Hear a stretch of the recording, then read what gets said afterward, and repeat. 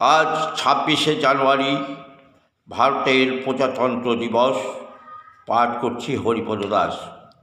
প্রতি বছর ২৬শে জানুয়ারি প্রজাতন্ত্র দিবস পালিত হয়। ২৬শে জানুয়ারি ১৯৫০ সালে ভারতের সংবিধান কার্যকারী হয়।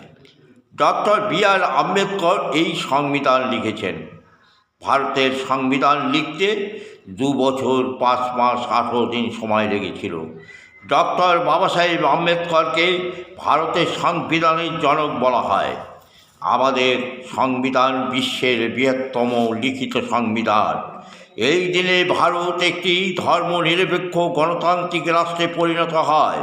সমস্ত ভারতবাসীদের জন্য প্রজাতন্ত্র দিবস একটি অত্যন্ত ভরপূর্ণ দিন। আমি আমার দেশকে অনেক ভালোবাসি। আমি আমার দেশকে বিশেষভাবে শ্রদ্ধা জানাই। এই দিনে ভারতের প্রধানমন্ত্রী লালকেল্লায় জাতীয় পতাকা উত্তোলন করেন, দেশের জন্য ভাষণ দেন। নমস্কার।